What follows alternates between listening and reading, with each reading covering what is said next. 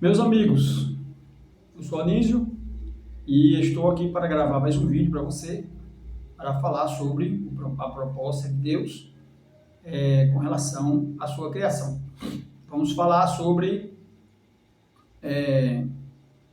vamos falar sobre a inteligência que rege o projeto de Deus, que visa o projeto de Deus. Eu espero que você esteja muito bem. E se você gostar do assunto, você gostar da matéria, você curte e compartilhe. Ajude aí a desenvolver o canal. Também deixe seus comentários.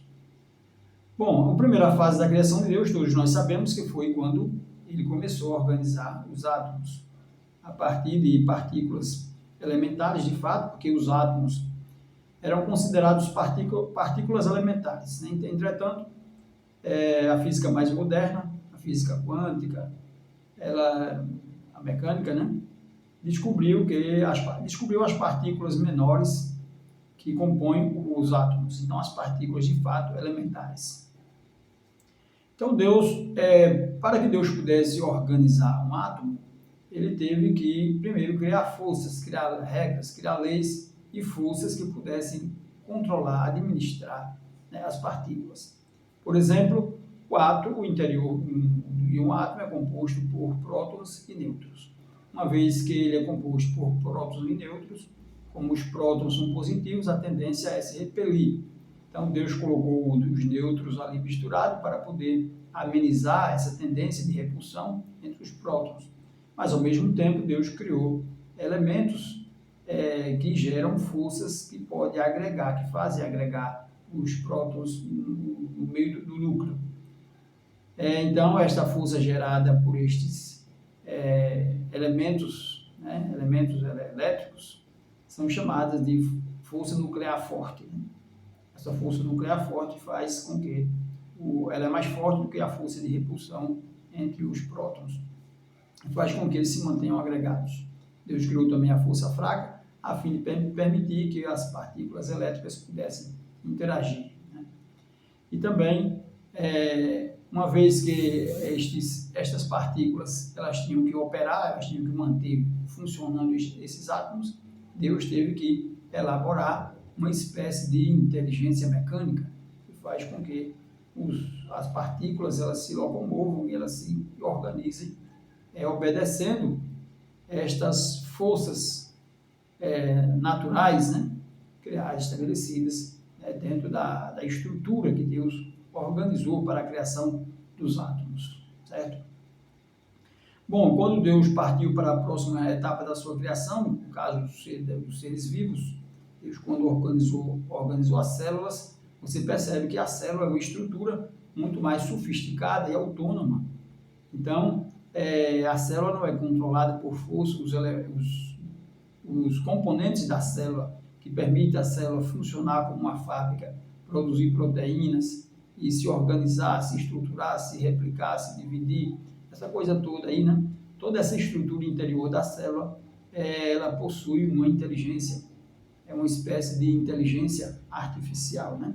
Essa inteligência artificial é uma inteligência programada, ou seja, as células funcionam com inteligência programada. Parece até livres e autônomas, mas não são livres e autônomas, né?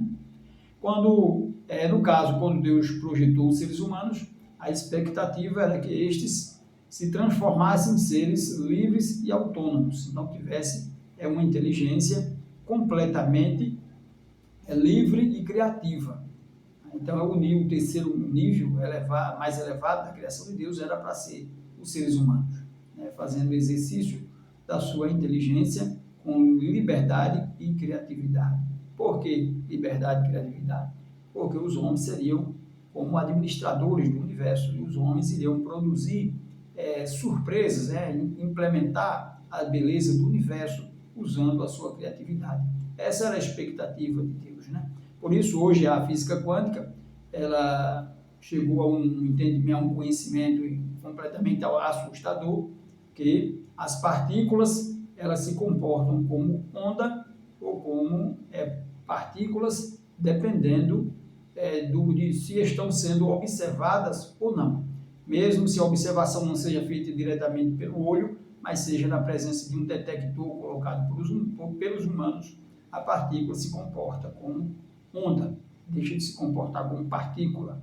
Então isso assustou imensamente os pesquisadores, né, quando se depararam com essa realidade, porque justamente o homem foi feito com essa capacidade de manipular os elementos para a criação e, ao mesmo tempo, com essa capacidade de observar e contemplar e fazer a sua influência.